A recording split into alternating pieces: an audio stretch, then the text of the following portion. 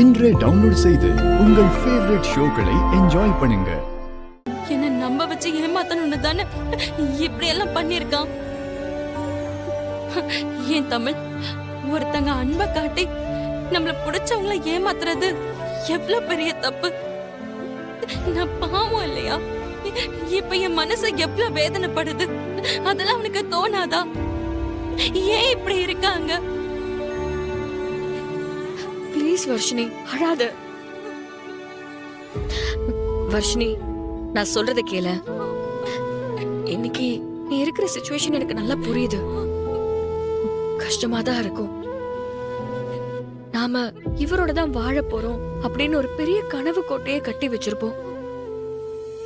அவர்தான் நமக்கு எல்லாமேன்னு நம்ம நம்பி இருப்போம். அவர்தான் மாப்பிள்ளன்னு முடிவு பண்ணதுல இருந்து அடுத்த 60 வருஷம் வாழ போறதுக்கான எல்லா பிளானும் நம்ம மைண்ட்ல ஓடிக்கிட்டு தான் இருக்கும். அப்படி இருக்கும்போது மனமேடையில வந்து அவன் தப்பானவன், அவன் நம்மள ஏமாத்திருக்கான்னு அவனோட சுயரூபம் தெரிய வரும்போது உனக்குள்ளுக்குள்ள எவ்வளவு கஷ்டமா இருக்கும். மத்தவங்களை விட எனக்கு அது நல்லா புரியுது வர்ஷினி. ஆனா நீ அழாத. இங்க பாரு, இங்க பாரு. உனக்கு இன்னும் வயசு இருக்கு. இந்த காலத்துல ஒரு பொண்ணு ஒரு பையனை லவ் பண்ணிட்டு ஏதோ ஒரு பிரச்சனைனால பிரேக்கப் பண்ணிட்டு அடுத்து வேற ஒரு பையனை லவ் பண்றதெல்லாம் இப்ப ரொம்ப சிம்பிள். நீ அந்த மாதிரி நினைச்சுக்கோ. நல்ல வேலை, நமக்கு கல்யாணத்துக்கு முன்னாடியே அவன் யாருன்னு நமக்கு தெரிஞ்சிருச்சு. இதே கல்யாணம் முடிஞ்சு அவனோட சுயரூபம் நமக்கு தெரிஞ்சிருந்தா உன் லைஃப் என்ன ஆயிருக்கும்? அதனால இத பாசிட்டிவா எடுத்துக்கோ. நீ பழைய மாதிரி எப்படி இருந்தியோ அந்த மாதிரி இரு. எப்படி தமிழ், எப்படி தமிழ் நான் மாற முடியும்? கண்ணை மூடி திறந்தா அவன் ஞாபகம் தான் வருது. அவனை நான் எவ்வளவு லவ் பண்ண தெரியுமா தமிழ்?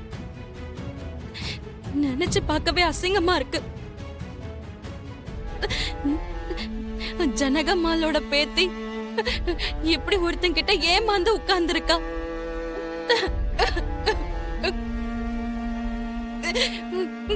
ஏமாற்றம், தோல்வி இது எல்லாமே பொதுவான விஷயம். இது எல்லாருக்குமே நடக்கும். இப்போ உன் வாழ்க்கையில நடந்துகிட்டு இருக்கு. நாம அந்த வலியோட உட்கார்ந்துட்டு இருந்தோம்னா தோத்துட்டதா நாமளே ஒத்துக்கிறதா அர்த்தம். எழுந்து வா.